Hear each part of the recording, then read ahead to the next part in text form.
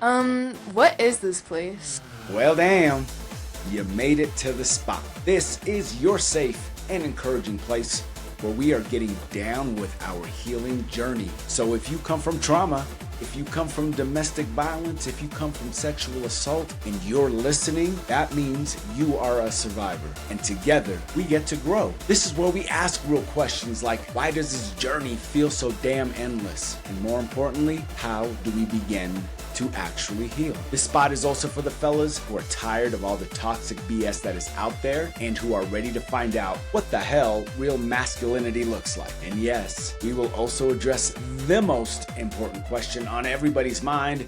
Dude, what's that on your face? So please join me, David Torres, on this path where we stop blaming, where we start healing, and where we start getting answers. This is Walk With Me. Spoiler alert, it's a birthmark. It's just a damn birthmark. Hey, welcome back to this edition of Walk With Me, The Code. If you've been here before, man, I'm glad you're back. But if you're new, The Code is where we talk about masculinity, accountability, discipline, leadership, relationships, and what it actually means to become a man people can trust. Not performative masculinity, not internet masculinity, which is the worst. Real masculinity, gentlemen, the kind that makes lives better. I am freaking pumped that you are here with me today. I am ready to go. I am reeling, chomping at the bits to get started today. But before we get started, I came across this statement the other day that stopped me in my tracks, you guys. At first, it irritated me, and then it kind of challenged me. It kind of made me think. And honestly, the more I sat with this comment, the more I realized there was something important inside of it. That statement that I'm hyping up right now was all men benefit from violence against women. Now, before you slam on the brakes and throw your phone across the room, walk with me here just for 1 second, because the episode isn't about assigning guilt necessarily. It's about examining the standards in our society. And I think it's a conversation worth having, guys. When I said it irritated me at first, it was because the first thing I heard was all men benefit from abusive men. And I was like, no, what? No. But it was my instinct to completely be defensive about it. And that punched me in the face. So I'm sitting here going, guys, we got to sit with things. We got to sit with what people say to truly understand what they were saying. So despite me being irritated for a very split second, I recognized that I was. And I had to sit back and go, bro, why are you irritated about that? And the reason I ultimately came to decide was because it was fucking true. Because everything that they had to say about that, beyond that, made sense. It was something that we're going to talk about today. We're asking the question every man should kind of wrestle with. It's a difficult question. It's an uncomfortable question, but it is an important question. And that question is, if abuse is the floor, then what the hell does the ceiling look like? Because somewhere along the way, we started treating I don't abuse women like it was proof of an exceptional character. Exceptional. And today we're going to talk about why that standard is far too low for me and for you, gentlemen. And we are going to also kind of dive into what being a genuinely good man actually looks like. So I'm glad you're here. Let's start at the top. Let's start with reality. For decades, and honestly, probably centuries, women have experienced domestic violence, sexual violence, rape, we'll call it what it is, coercion, intimidation, emotional abuse, control. Let's be clear here. This isn't just history. These experiences are still happening today. I see videos online all the time where a woman is trying to get away from a guy who won't take a hint. Okay? And let's break this down. In the video, what you see, she tells him no. She walks away. He follows. She tells him again, get the fuck away from me. He keeps going. He keeps pushing. Eventually, she pepper sprays him or something or tases him, you know? She physically defends herself. Then I open the comments. You ever do that? Those are the worst. The comments. And almost immediately, I see, well, what did she do to provoke him? Interesting question, gentlemen. Because maybe she did. Maybe she provoked the shit out of him. Maybe she didn't. The truth is, we usually don't know everything that happened before the camera starts rolling, right? I'm more than willing to admit that. But here's what we do often see. We see someone trying to leave and someone else refusing to let them. So let me ask a different question, okay? Was he really provoked, or, bear with me here, did he simply decide not to walk away because it was a woman? Fascinating question, and here's why it fascinates me. If that video was to be turned on, if that same argument was happening with, let's just say, some 6'5" dude, let's say he's jacked as hell, he's got cauliflower ears, he's wearing a t-shirt that says, I love to fight, would that guy still keep pushing? Would there even be a video about that? Would he keep following him? Would he keep escalating? Or would he suddenly discover the ability to walk away? That's the question. And it's important. It's important because if your behavior changes depending on whether you believe someone can physically hurt you, then maybe this was never about being provoked. Maybe it was about power and showing that power. Maybe it was about believing there would not be any consequences. And that's exactly the mindset we must challenge, my friends. Because too many boys grow up watching men model this behavior and mistook it for masculinity. It isn't. Real strength isn't refusing to walk away. Real strength is having emotional control to know when you should walk away. Because if your ego tells you that walking away somehow makes you weak, I'm sorry, you're wrong. In fact, I would argue the fucking opposite. Walking away is one of the strongest things a man can do, especially in a situation like that. Because it proves that your emotions, they do not control your actions. You fucking do. Here's the reality, guys. It's 2026. More and more women are refusing to tolerate bad behavior. The behavior they've expected to tolerate for generations. Good. Frankly, they shouldn't. If someone tells you no, fucking leave. Walk away. If somebody walks away from you, let them. If someone isn't interested, gentlemen, respect that. That's not weakness. That's fucking maturity. That's confidence. Gentlemen, that's the code. If the only thing stopping you from crossing someone's boundaries is the possibility of getting punched, then you haven't developed respect. You've only developed how to calculate risk, because the strongest man in the room isn't the one who wins every confrontation. It's the one who knows which confrontations aren't worth having. Pay attention to that statement. It's important for today's conversation. Let's get back on track. I want you to really take this in consideration moving forward, okay? Because these experiences are so common, something strange happens socially. The absence of harm begins to look extraordinary. If enough people experience bad treatment, eventually basic decency starts feeling exceptional. And this is where our conversation today begins, because being safe should never be your finish line, gentlemen. It should be your starting point.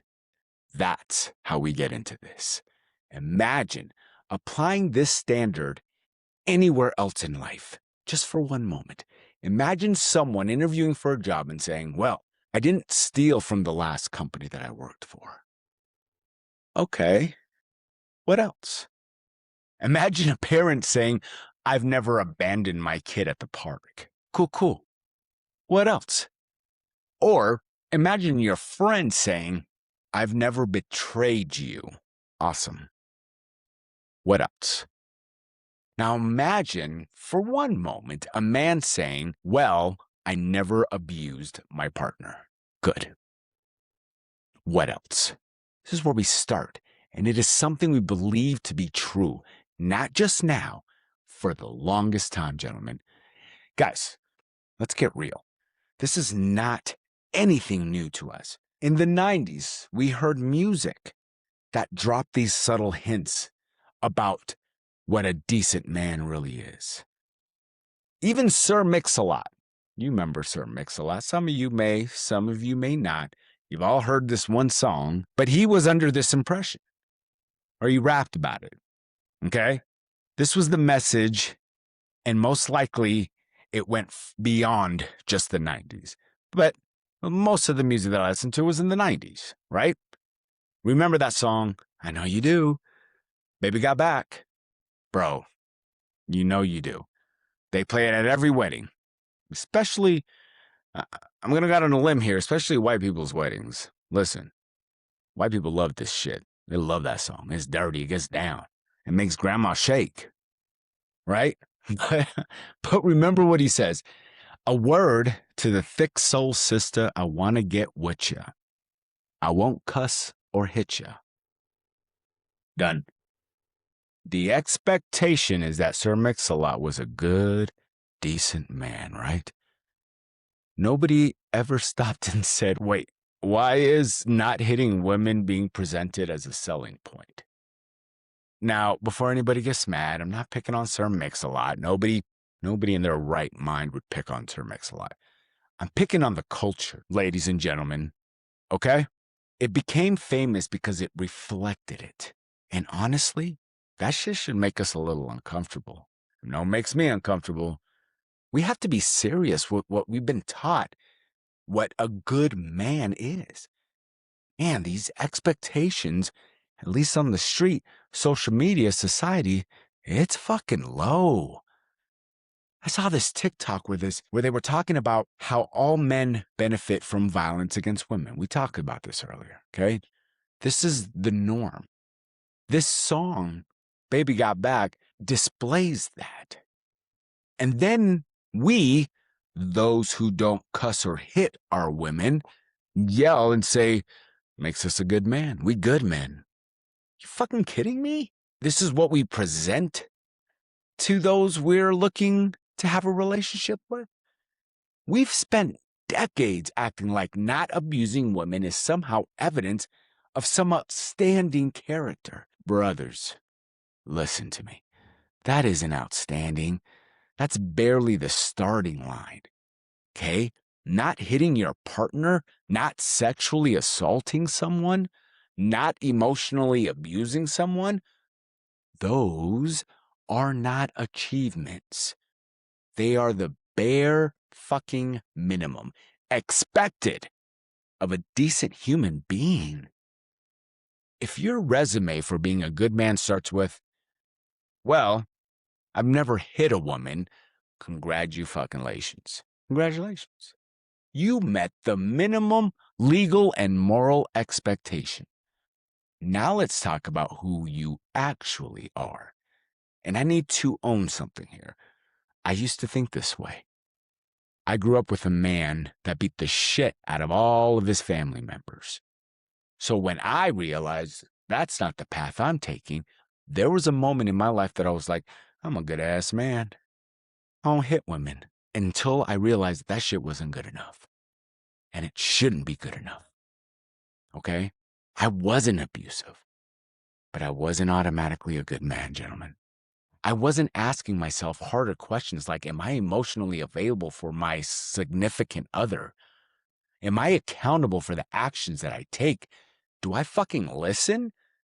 Do I regulate my emotions? Do I make people around me feel safe? Do I speak up when other men cross the line? Because that's where real character begins. And here's where I think a lot of us miss it. Sometimes we think, well, I didn't do anything. Exactly. Sometimes it's the problem. You didn't do shit. If another man is degrading women, laughing about crossing boundaries, harassing someone, making excuses for abuse, and you and I say nothing, we have quietly communicated that it's acceptable around us. Good men don't just avoid causing harm. That is the minimal. We help create environments where harm becomes unacceptable. That's leadership. We have to stop asking, what's the least I can do to be considered a good man? That shit is lazy as fuck. We cannot be lazy in growth.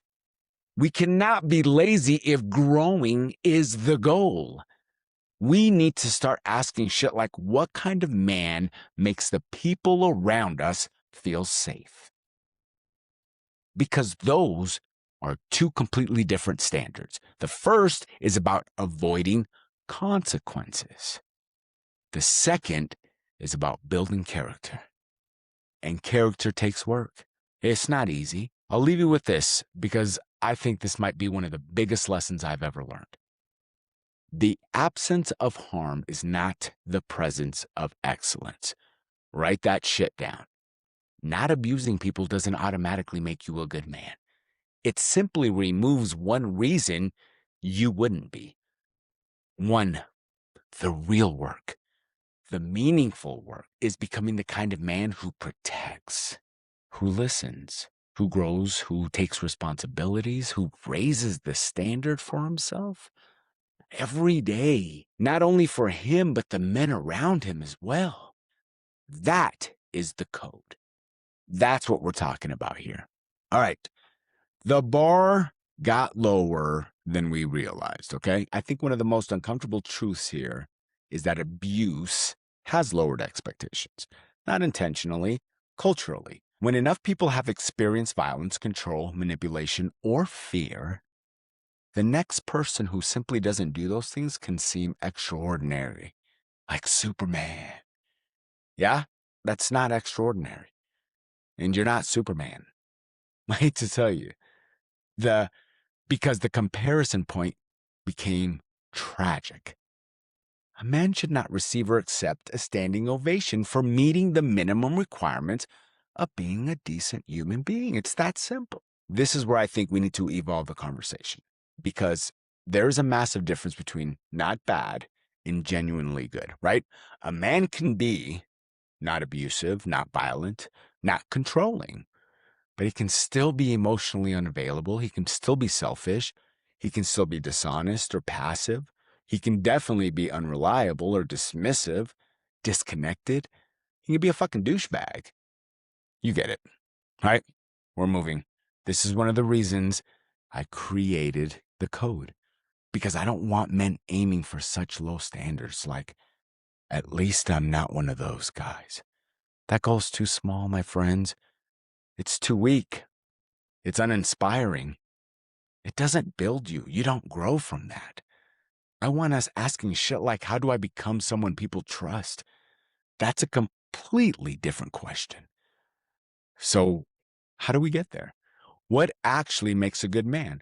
Let's build something here because this isn't about just criticism, it's about construction. Yes?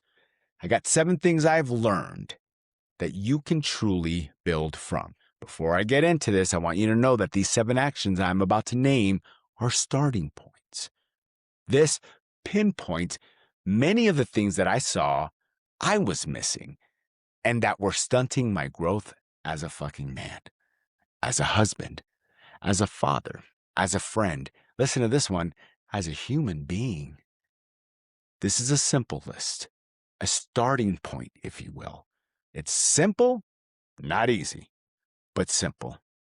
Let's get into it. Number one, a good man is accountable. I get comments about this sometimes that are infuriating because it's like, accountable for what? What should we be accountable for? Why aren't you telling women to be accountable for shit? Bitch, that's not who I'm talking to right now. And if you automatically, if the first thing that comes to your mind when I say we need to be accountable for something, and your first thought is, what about women? You've already missed the fucking bus. You're late. You're late. You're late. You're not doomed, but you're fucking late. I'm going to tell you that it's real. It's exactly what I'm talking about. When I say you need to be accountable for the shit that you do, that does not include saying, well, what about them? Well, what about them? Fuck them. Do you, boo-boo. Take care of yourself. You own your own impact, not just your intentions, your impact. When you hurt someone, you should listen. You should learn. You should adjust. You do not place blame or look for somebody else who's doing it. I'm not a fan of placing blame outside, even when there is blame to be placed outside. Take care of your home. Take care of you. Because right now, when I hear shit like that, when I hear someone automatically go to, well, what about? I automatically assume they're a weak person. They don't have to be. You don't have to be. But you are. And I want you to go back and kind of pay attention and listen to some of the codes that are out there, because it breaks that down. And the first thing that it says is a good man is accountable for his shit. That's it. He's not concentrating on everything else. Number two, I'm moving on. A good man is emotionally available, not emotionally perfect.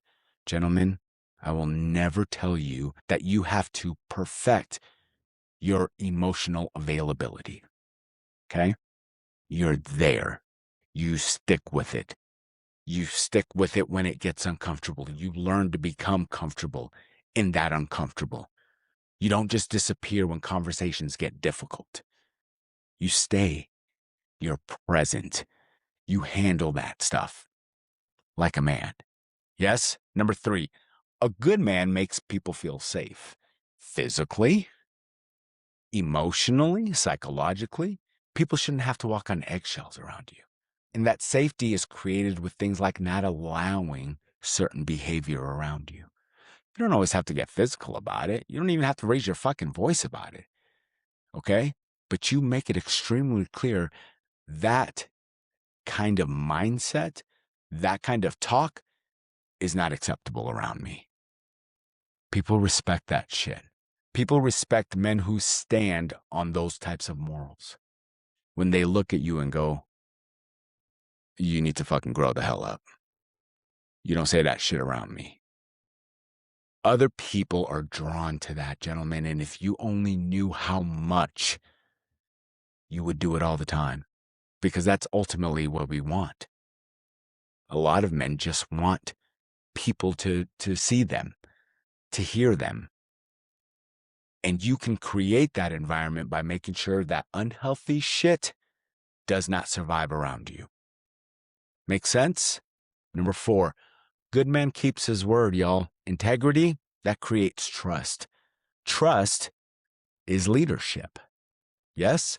That leadership creates influence.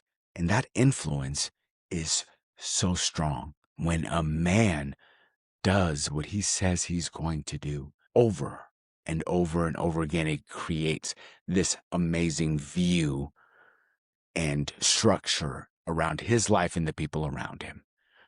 Remember that, please. Number five, a good man respects boundaries. We started the show about boundaries, and not because you're forced to. It's because you understand that other people have autonomy as well. Right now in society, the majority of women would rather spend their time in the woods with a bear than with a strange man. Because a lot of motherfuckers out there don't know how to respect people's boundaries. Number one, amongst the list of other reasons why they would, but that's on that list. If someone is not interested, or if someone is ignoring you, or if someone is walking away from you, you need to let that shit go. If a woman says no to you in any manner, including not speaking to you after you've spoken to them, saying no thanks, saying fuck off, you need to fuck all the way off and stop taking shit so personal. Cry me a fucking river, y'all. A girl who you approached tells you, no thanks, I'm not interested, or fuck all the way off, move on. Move on. It's not that difficult. They have their own boundaries. They handled those boundaries whatever the fucking way they feel like it. If it seems obtruse to you or rude or downright disrespectful, why the hell do you want to be there in the first place? If you feel that way, yet another reason to walk the hell away. Move on. Stop listening to these people who are like, you got to be persuasive. You got to keep at it. You got to keep at it. No, the fuck you don't. Move the hell on. First of all, maybe your approach sucks. And I know I'm getting into the weeds here, but maybe your approach fucking sucks. Let's work on that. Or maybe you're just talking to the wrong fucking people. I'm tired of talking about boundaries, y'all. Like, it should be something we have to talk about a lot. And despite me being tired of it, I'm going to keep talking about it. Because we have to learn, as human beings, we have to learn how to respect people's boundaries. But I'm specifically talking to men out there for this. Move the fuck on. That's not your place in life. You're not in a courtroom trying to persuade a fucking jury to go your client's way. You're trying to talk to people, and if they don't want to fucking talk to you, move on. And stop taking shit so personally. Golly. Yeah, I just said golly. Okay, number 6, a good man continues to grow. This is good for everyone. Okay, I know I'm talking to men here, so that's why I said a good man continues to grow. But let's be honest, good human beings continue to grow. Okay, I don't ever want you to believe as a man that a graduation exists. I want you to understand that growth, there is no finish line. We've talked about this. In my last podcast, which was geared towards healing, I said that healing is like being on a treadmill. It's a treadmill. Okay. You're going to go and go and go and go. It's going to get easier. It's going to feel better, but it's never going to stop.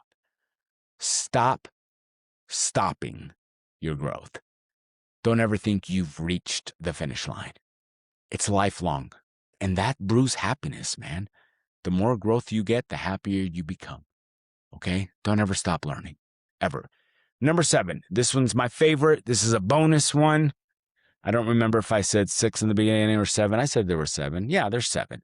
But the 7th one is kind of a bonus one. I love it. It is my favorite. One of the biggest mistakes that we've made as men is believing that our responsibility ends with our own behavior. It does not.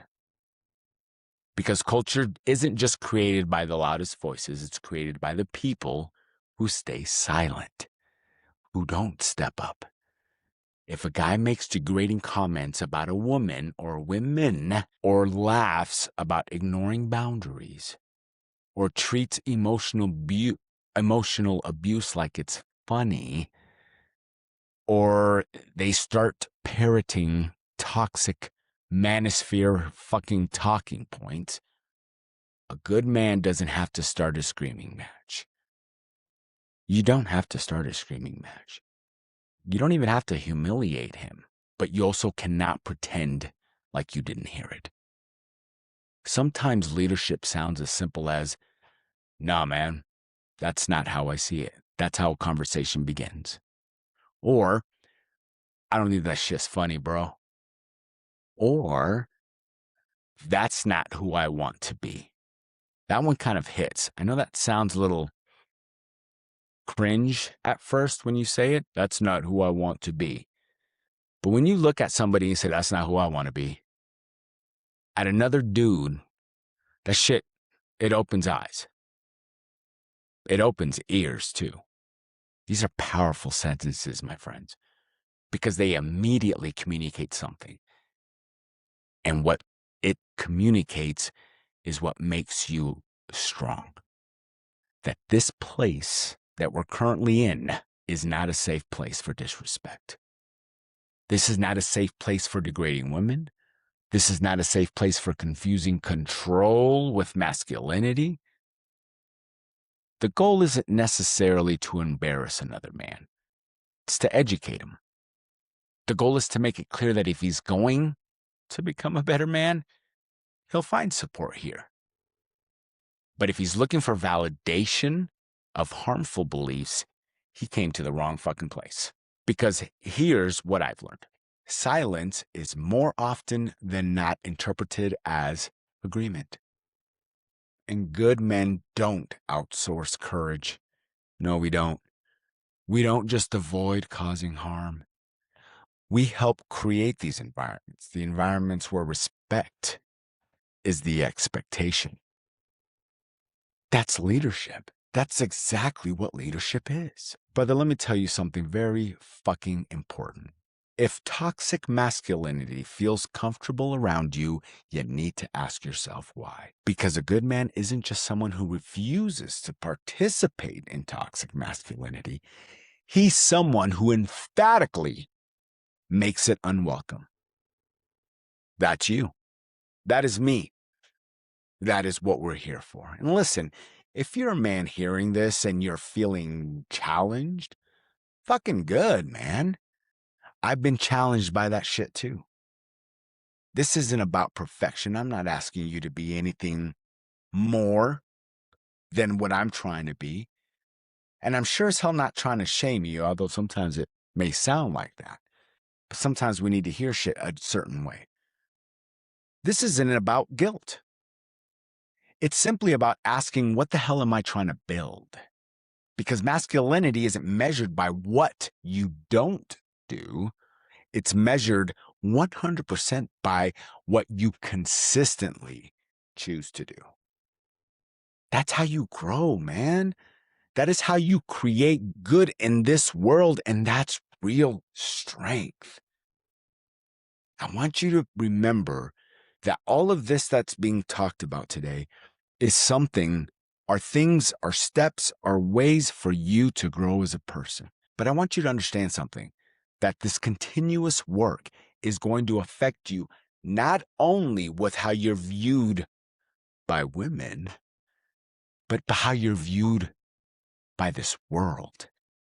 Because this affects not only our relationship with women and what they feel about men, but also how you do in your career, how you do in your health, how you do in your home with your kids.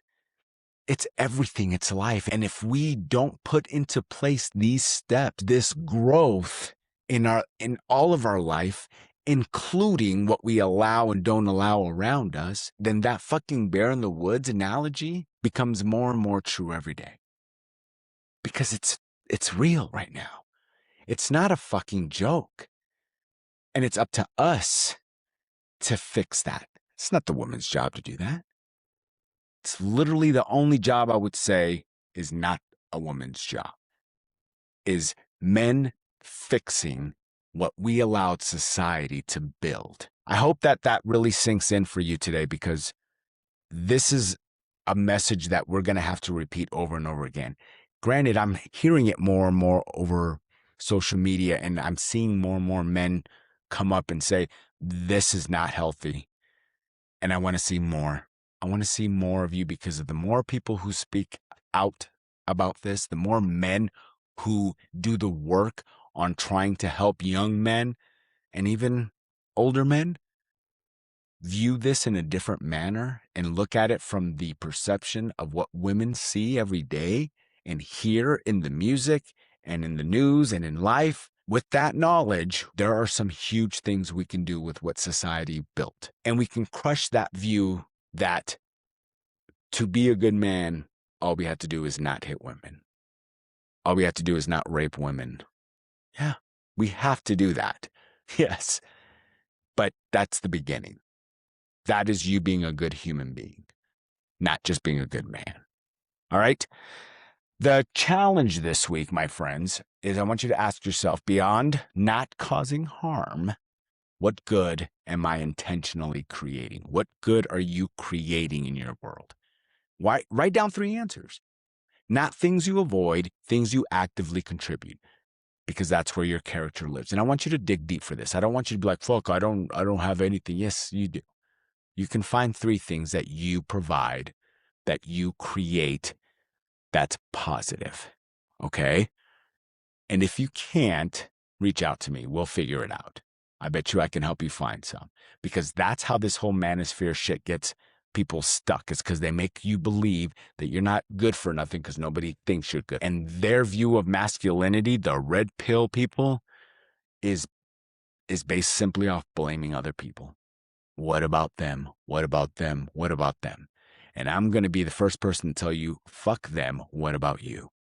And I'm going to help you find those things. I will help you find those things. Okay. So I want you to do that. I want you to write them down.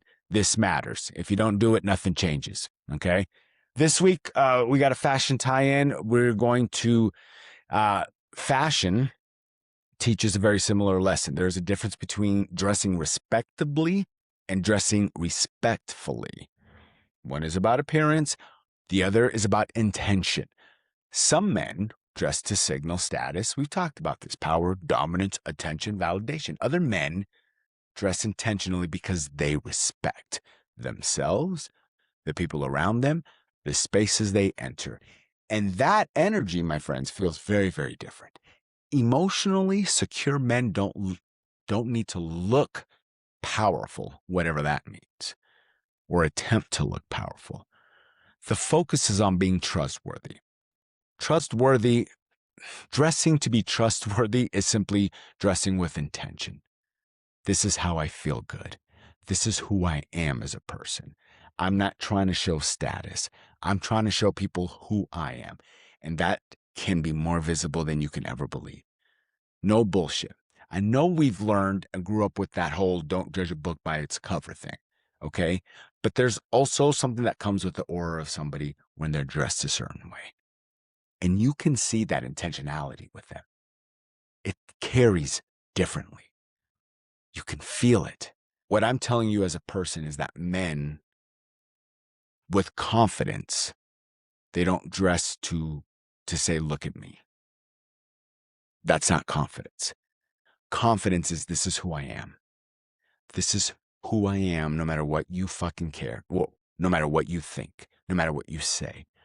And honestly, the most respected men I've met weren't even trying to impress anyone. They were simply aligned. They were actually trying to impress themselves. And they looked in the mirror that morning and said, I look good. I look good. So consider that next time you put something on. Are you trying to personify somebody or something? Are you trying to be looked at? Or did you dress that morning for you? Maybe this whole time we've been asking the wrong question. Maybe the goal isn't, how do I avoid becoming a bad man? Maybe the goal is, how do I become a great one? That's a much better question. It's a much better question. Let's bring this home. Today, we talked about why not abusive is a low standard, how violence lowers expectations, the difference between not bad and actually good, and what trustworthy men or trustworthy masculinity actually looks like. Because men, we are capable of more than simply avoiding harm. We're capable of creating safety, creating trust, stability, love, growth, and creating leadership. Leadership. And if we're going to raise the standard for men, for all of us men, it starts right here. Not with shame, not with guilt, with responsibility, with intention, with action. Because the world doesn't need any more men who are merely harmless. Yeah? It needs more men who are actively good. And that's the code.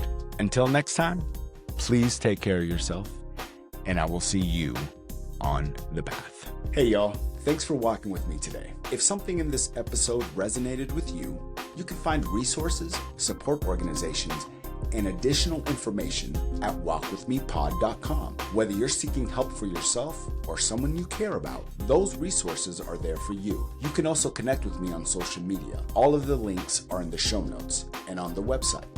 I always welcome your reflections, questions, and stories. And with your permission, some may even help guide future episodes as this community continues to grow. If you believe in what we're building here, please take a moment to rate and review the podcast. It truly helps this message reach more people who may need it. And if someone came in mind while you were listening today, consider sharing this episode with them. Sometimes a single conversation can open the door to healing. Until next time, keep moving forward, one step at a time.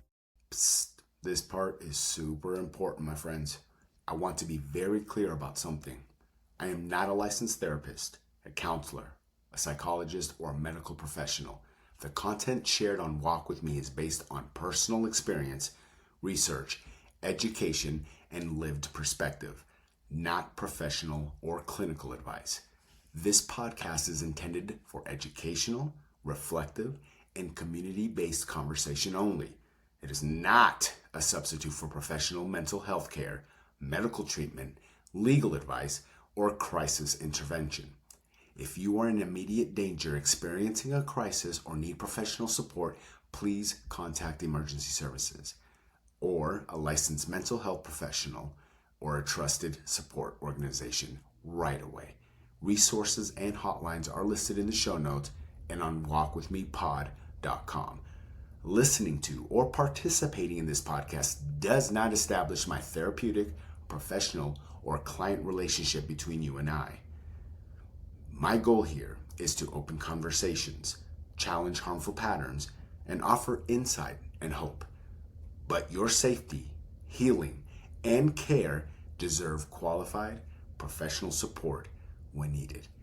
Please take care of yourself